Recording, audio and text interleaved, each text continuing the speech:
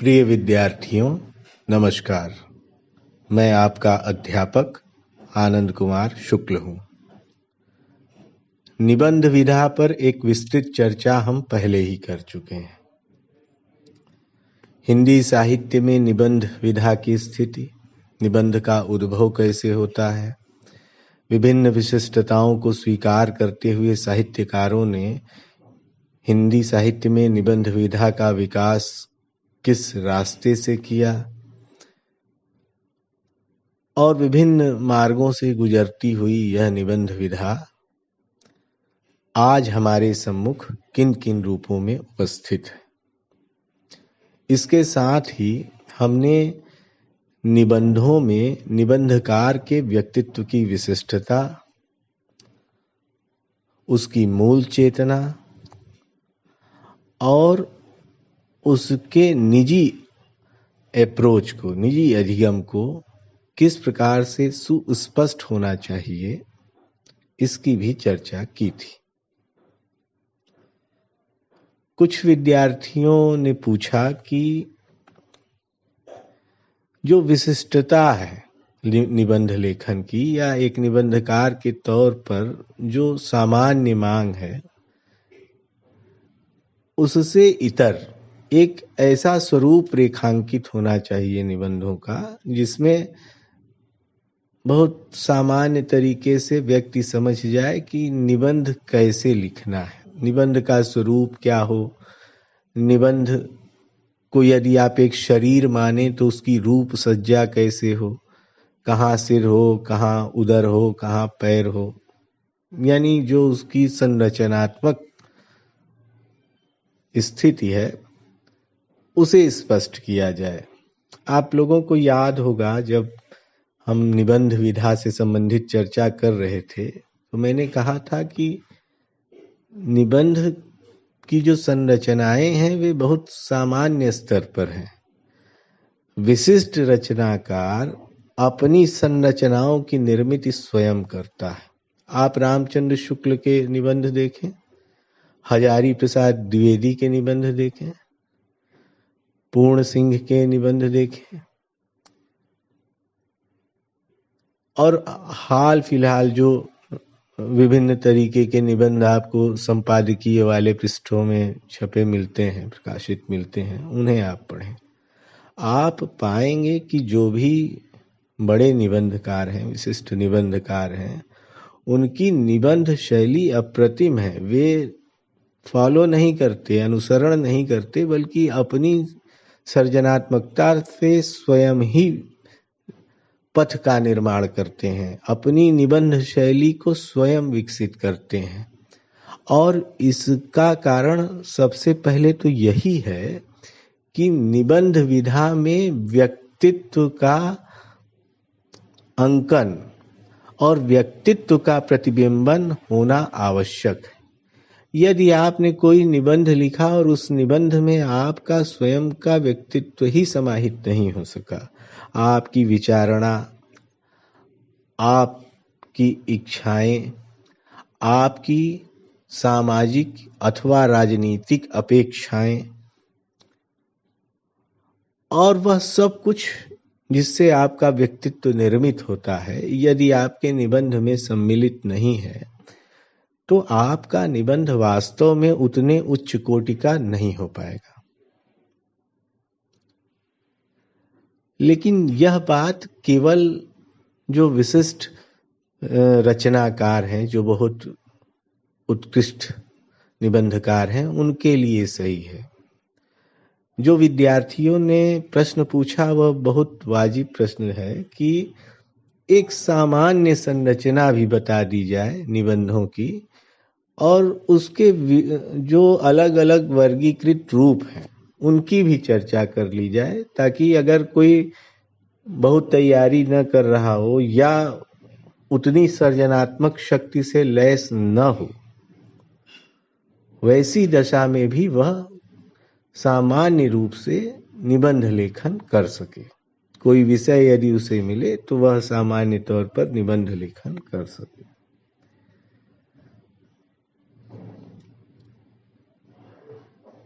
तो आज हम इसी संबंध में हल्की चर्चा करेंगे, सामान्य चर्चा करेंगे कि दो बातें होंगी, निबंधों के प्रकार क्या हैं, और दूसरी बात जो सामान्य निबंध होते हैं उनकी संरचना क्या हो। बहुत ही सामान्य तरीके से हम इसकी चर्चा करेंगे। लेकिन निबंधों को यदि आप वर्गीकृत करने बैठें तो बिल्कुल ऐसा नहीं है कि 5 वर्गों में, 6 वर्गों में, 8 वर्गों में, 10 वर्गों में आप बांट ही ले जाएंगे। बहुविध निबंध हैं, निबंधों की बहुत प्रकार की कोटियां हैं, और उन कोटियों में निबंधों को बिल्कुल सुस्पष्ट तरीके से बांटना। और ध्यान रखिए, ऐसा उन निबंधों के लिए कहा जा रहा है जो संरचनात्मक और सर्जनात्मक तौर पर परिपुष्ट निबंध है।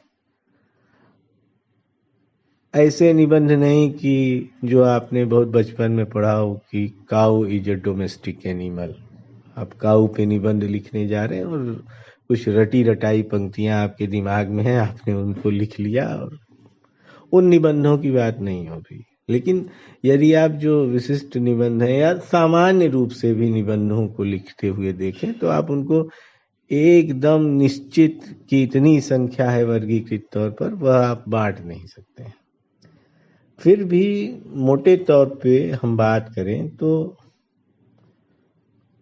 कई प्रकार के कुछ मतलब जो प्रकार हैं उनकी चर्चा करते हैं। जैसे भावात्मक निबंध है, आत्मकथात्मक निबंध है। आत्मकथात्मक से ही उपजता हुआ व्यक्ति क्या आत्मव्यंजक निबंधों का प्रकार है। विचारात्मक निबंध है, वर्णनात्मक निबंध है, विवरणात्मक निबंध है। तो ये जो निबंधों की विशिष्ट कोटियां हैं, इनमें आप निबंध, अगर आप सामान्य तौर पे सामान्य संरचना के अंतर्गत निबंध विधा को समझना चाहते हैं या निबंध लेखन को सीखना चाहते हैं, निबंध लेखन के सीखने की शुरुआत करना चाहते हैं, तो इस प्रकार से कोटियों में वर्गीकृत करके आरंभ में आप निबंधों को देख सकते हैं। इसमें एक सतर्कता वाली बात आपको यह सीखनी है या समझनी है कि जरूरी नहीं है कि कोई निबंध किसी एक कोटि के खांचे में ही बैठता हो, दूसरी किस्म को धारण न करे। जैसे हमने वर्णनात्मक और विवरणात्मक ये दो स्वरूप बताए, दो कोटियां बताई, तो जरूरी नहीं है कि जो वर्णनात्मक होगा वह उसमें विवरण उपलब्ध नहीं होंगे, या जो वर्णनात्मक है वह विचारात्मक निबंध नहीं हो सकता है। ऐसा समझने की भूल बिल्कुल मत करिएगा। ये कोटियां केवल निबंधों के निदर्शन में जो उसके संरचनागत उभार हैं, उन उभारों को पकड़ने के लिए ही ये कोटियां हैं।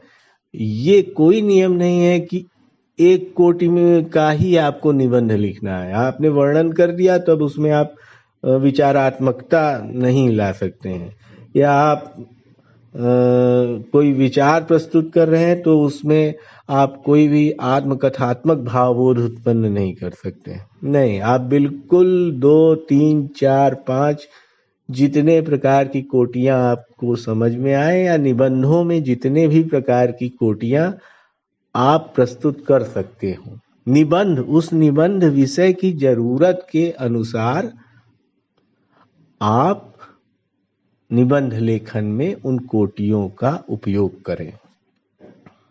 अपने आप को बांधे नहीं कि हम बिल्कुल ठीक ऐसा ही निबंध लिखेंगे। यदि विषय की मांग 2 कोटियों को आत्मसात करने की है, मान लिया विषय की मांग है कि वर्णनात्मक भी हो और विवरणात्मक भी हो। हम अभी इसका थोड़ा सा उदाहरण भी देखेंगे कि आपको कोई विषय दिया गया या सामान्य विषय दिया गया और कहा इस सामान्य विषय से एक विशिष्ट विषय बना करके उस पर निबंध लिखिए। तो ऐसी दशा में आप कैसे चयन करेंगे कि आपको लिखना क्या है, और उस चयन में भी आपके व्यक्तित्व की विशिष्टता झलकेगी। क्योंकि दो बातें, एक तो बहुत सैद्धांतिक और दूसरा बहुत व्यवहारिक। सैद्धांतिक बात यह है, जो पहले वाली कक्षा में हमने बात की थी वह भी सैद्धांतिक बात थी,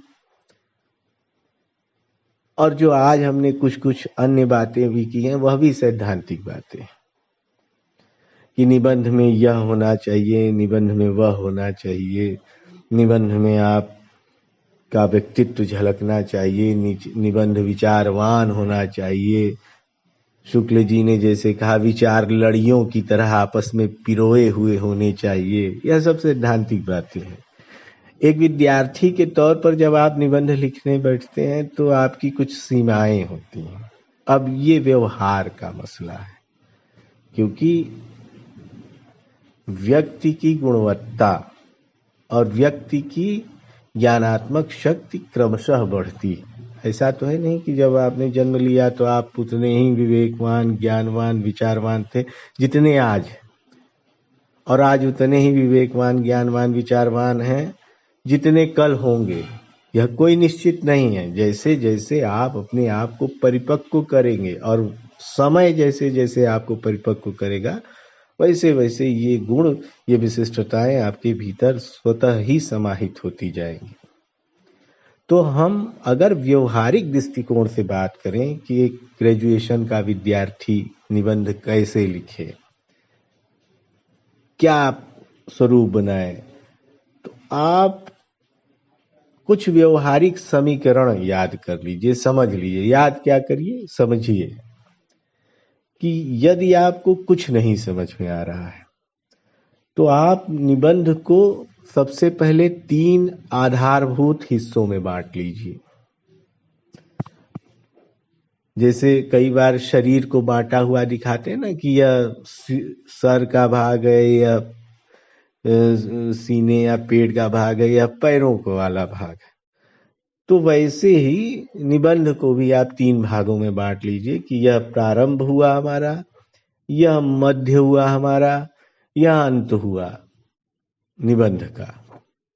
यानी उपसंहार। उपसंहार कैसे करें? अब इस सभी चरणों में आपकी विशिष्टता तो झलकेगी, लेकिन कम से कम आप बिखराव लाने में बच जाएंगे। ऐसा नहीं होगा कि आपका निबंध शुरू कहीं से हुआ और खत्म कहीं और जाके हो गया। आप विषय को बांध नहीं सके। विषय को बांधना भी एक कला है, धीरे धीरे सीखना होगा। तो सबसे पहले आप 3 हिस्सों में उसको बांट लीजिए। यह प्रारंभ है, यह मध्य है, और यह उपसंहार है हमारा। जो प्रारंभ है उसमें आपने जो भी विषय चुना है या जो भी विषय आपको दिया गया है उसका आप परिचय दीजिए। और परिचय में आपको एक कुछ ख्याल रखना है। परिचय देते समय अगर आप विशिष्ट लेखक या अच्छे लेखक बनना चाहते हैं तो आप परिचय को रोचक बनाएं, ताकि पाठक तुरंत आकर्षित हो। आपका ऐसा वहीं पर परिचय में ही कुछ ऐसी बातें डालनी होंगी विषय से संबंधित, जिससे पाठक आगे पढ़ने के लिए उत्सुक हो उठे। और यह बात तब भी उतनी ही महत्वपूर्ण होगी जब आप परीक्षा कक्ष में बैठकर कोई निबंध लिख रहे होंगे। अगर रोचकता नहीं होगी तो पाठक आगे नहीं पढ़ेगा, उसके मन में कुछ सवाल नहीं जागेंगे, कुछ ऐसी बातें कि अरे ये चीजें ऐसे तो हमने सोचा ही नहीं, ऐसे भी सोचा जा सकता है, या अच्छा ये नया तथ्य मिल रहा है, इसको देखते हैं कि इसका वर्णन या विश्लेषण लेखक ने किस प्रकार से किया है। तो वो सारी चीजें चाहे आप एक पाठक से पढ़वा रहे हैं तब भी, और आप परीक्षा में लिख रहे हैं और चाहते हैं कि परीक्षक आपके उत्तर को, आपके निबंध को पढ़े आगे तक, तब भी। और पढ़ेगा मतलब पढ़ते तो परीक्षक हैं ही, लेकिन अगर आपने बहुत सामान्य तरीके से पढ़ दिया है तो उतने ही सामान्य तरीके से परीक्षक पढ़ देते हैं, बोर होकर के कि हाँ कुछ लिखा है। लेकिन अगर आपने प्रारंभ में ही कुछ रोचक बातें डालनी विषय से संबंधित, या सोचने के तरीके को बदलने की कोशिश की। और सोचने के तरीके को बदलने का मतलब ये नहीं है कि आप कुछ भी लिख डालें, तार्किक बातें होनी चाहिए। कुछ ऐसा तर्क प्रस्तुत करें जो विशिष्ट लगे, तो उससे रोचकता आएगी। अलग तरीके के तथ्य, अलग तरीके के विचार, जो अजनबीपन है वह रोचकता उत्पन्न करता है कि हम तो जानते ही नहीं, आओ जानते हैं क्या लिखा जा रहा है। उसके बाद जो मध्य है निबंध का, उसमें आप जो आप कहना चाह रहे हैं, जो विषय वस्तु है, उसका प्रतिपादन करेंगे। जैसे शुक्ल जी कहते हैं ना कि विचारों की लड़ियां आपस में गुथी हुई होनी चाहिए, विचार गुथे हुए होने चाहिए और क्रमशः होने चाहिए। ये बात ध्यान रखिएगा। ऐसा नहीं है कि आप उड़ उड़ के विचार कर रहे हैं। उड़ उड़ के विचार का मतलब कि एक तर्क यहाँ दिया, अगले पैराग्राफ में ऐसा तर्क शुरू कर दिया जिसकी न तो जरूरत थी तो तत्काल उस समय, और न उस तर्क से उसका कोई मेल था। आपने ऐसी बातें, कई असंगठित बातें आपस में मिला दी, इसको हिंदी में कहते हैं भानुमति का कुनबा। तो विचारों में भानुमति का कुनबा आपको नहीं बनाना है, सुसंगठित तरीके से क्रमशः मध्य में उस विषय से संबंधित विचार प्रस्तुत करना है। और विचार प्रस्तुत करते हुए आपके दिमाग में चलना चाहिए कि हम खुद क्या सोचते हैं और एक बैलेंस निष्कर्ष क्या होना चाहिए। और अपने उत्तर, अपने तर्कों को, अपने निबंध को उस दिशा में लेके जाइए। और उस दिशा में जब आप विभिन्न तर्क करते हुए या विचार सरणी प्रस्तुत करते हुए आगे बढ़ेंगे, तो आप एक बिंदु पर पहुंचेंगे और वहां से आप जो तीसरा चरण है उसे शुरू करिए, जिसे कहते हैं उपसंहार। आप निबंध का अंत कर रहे हैं और उस अंत में आप दो प्रकार से कर सकते हैं अंत।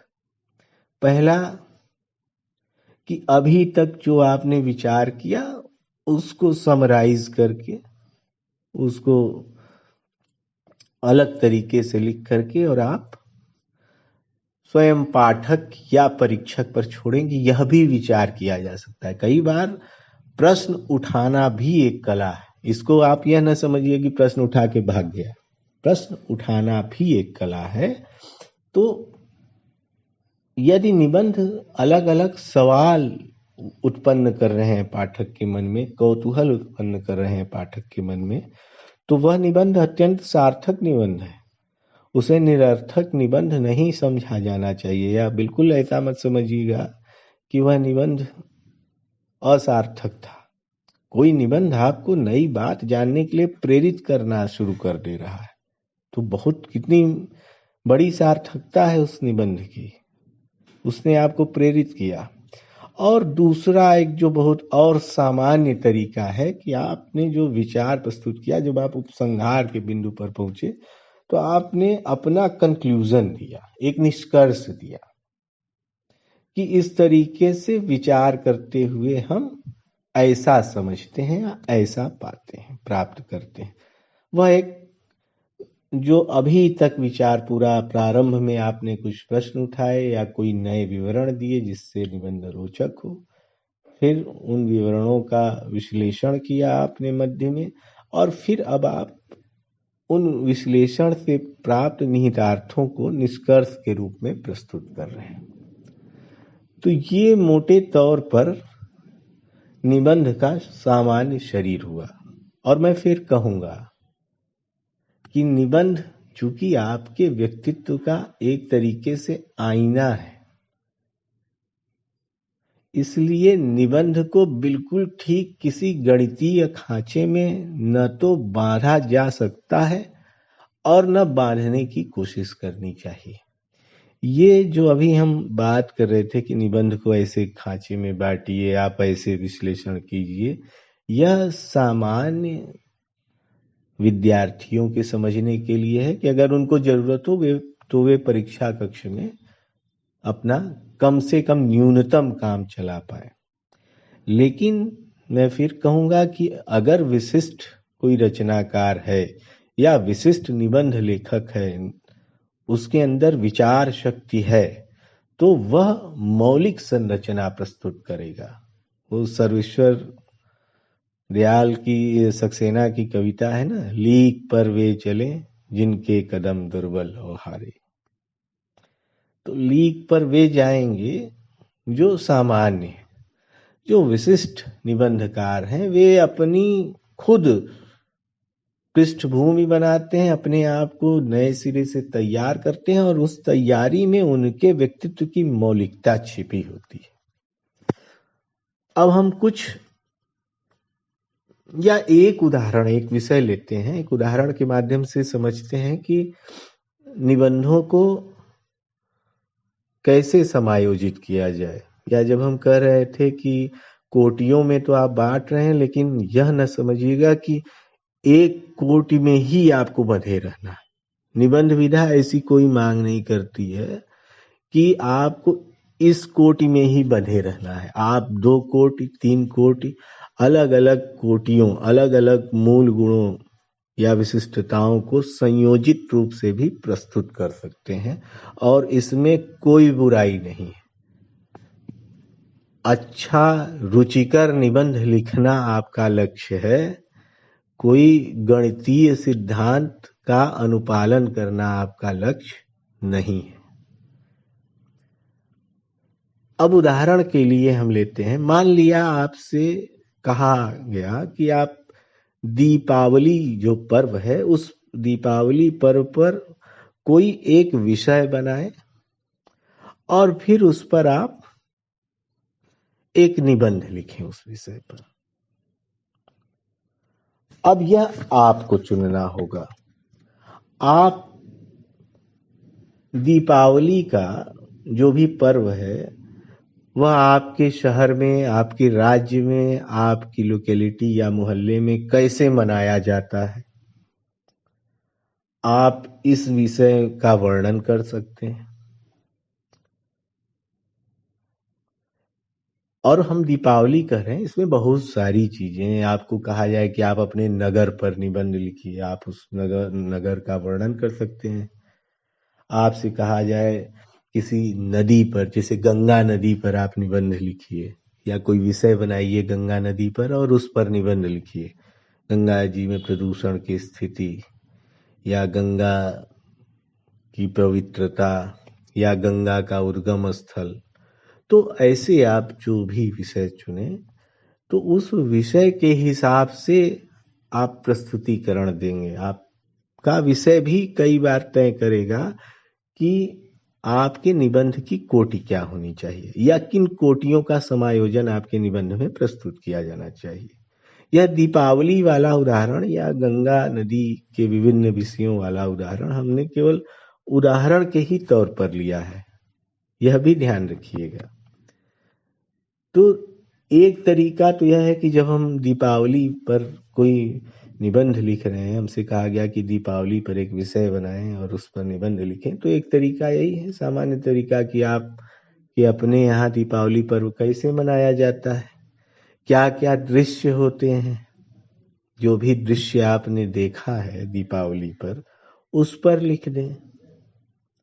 या आप कभी अयोध्या अथवा चित्रकूट गए हो घूमने दीपावली के अवसर पर, तो वहां की साज सज्जा सजावट को आप वर्णनात्मक तौर पर प्रस्तुत करें। यह एक तरीका हुआ, उसमें वर्णनात्मक शैली हो जाएगी। फिर दीपावली पर्व मनाने के लिए आपको किन किन सामग्रियों की जरूरत होती है, उन सामग्रियों का इस्तेमाल आप कैसे करते हैं, इस्तेमाल करने के दौरान क्या क्या सावधानियां रखनी चाहिए। जैसे पटाखे आप छुड़ाते हैं, अगर, वैसे तो बहुत पटाखे छुड़ाने से बचें, अनावश्यक चोट लगने का खतरा होता है और वायु प्रदूषण भी फैलता है कई बार। दीप जलाना सबसे अच्छा कार्य है, लेकिन फिर भी आप अपनी इच्छा के हिसाब से जो भी करें, तो आप उन सतर्कताओं को भी लिख सकते हैं। तो यह एक किस्म का विवरणात्मक निबंध हुआ, विवरण आप दे रहे हैं।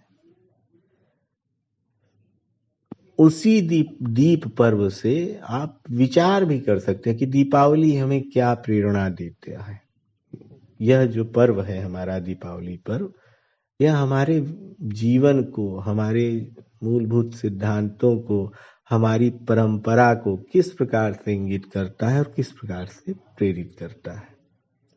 ऐसे विचार भी आप प्रस्तुत कर सकते हैं दीप पर्व पर। उसी के साथ संभव है कि आप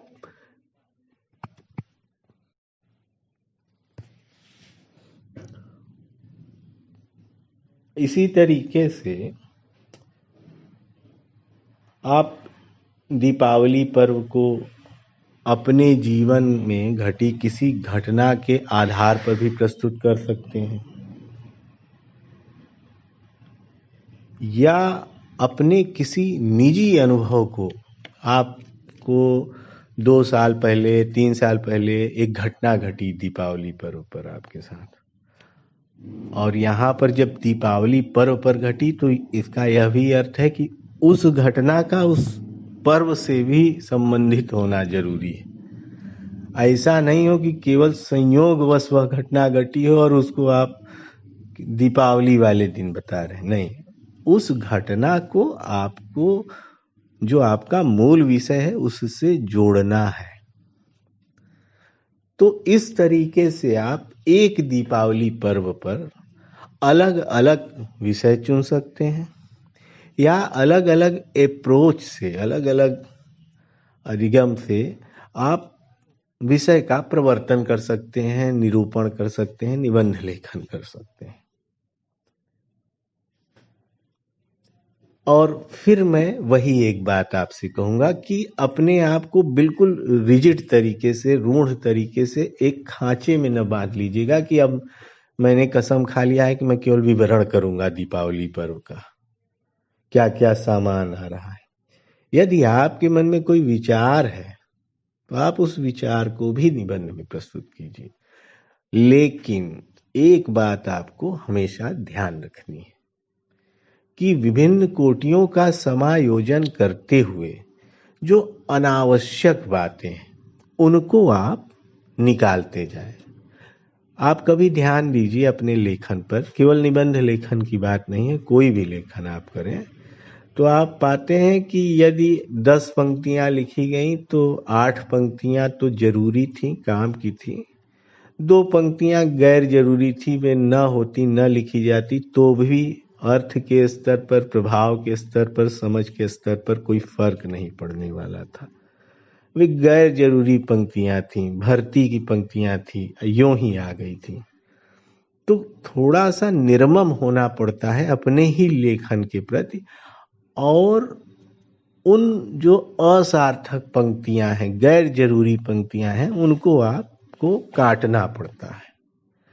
धीरे धीरे आप जब यह अभ्यास विकसित करेंगे तो फिर आप वही लिखेंगे जो जरूरी बातें हैं। जो गैर जरूरी बातें हैं उन्हें न लिखने का आपके भीतर अभ्यास उत्पन्न हो जाएगा। फिर ऐसा नहीं होगा कि आप 10 लाइन लिख रहे हैं तो उसमें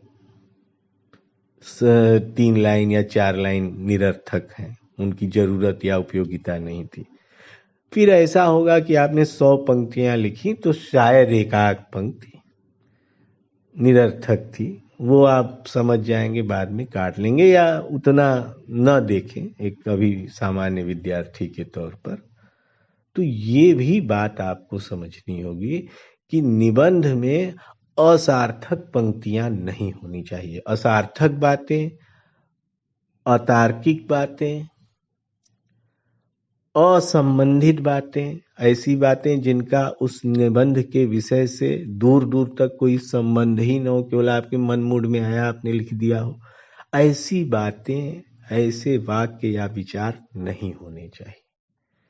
तो निबंध में क्या लिखना है और क्या नहीं लिखना है, इसका संयम और विवेक उत्पन्न करना भी बेहद जरूरी है। आशा करता हूं कि इस कक्षा के माध्यम से आपको निबंध की सामान्य संरचना या निबंधों के सामान्य स्वरूप का ज्ञान प्राप्त हुआ होगा। आपके मन में यह समझ उत्पन्न हुई होगी कि जब आप निबंध लिखने बैठे तो आपके दिमाग में बिखराव न हो और जो सामान्य संरचना है उसमें आप कैसे निबंध प्रस्तुत कर लें। और मैं फिर से वही बात कहूँगा कि चूंकि निबंध आपके व्यक्तित्व का आईना है, लिहाजा अपने निबंध को अपने दृष्टिकोण से विकसित कीजिए। किसी किताब में लिखी हुई संरचना से या मेरे द्वारा बनाई हुई संरचना से अभी आप, मैं नहीं कह रहा हूं कि हमको ना फॉलो करिए, किताबों को ना फॉलो करिए, बिल्कुल कीजिए, लेकिन जो मौलिकता है उस मौलिकता को भी उत्पन्न कीजिए अपने भीतर, उस गुण को भी धारण कीजिए। इस कक्षा में इतना ही। धन्यवाद।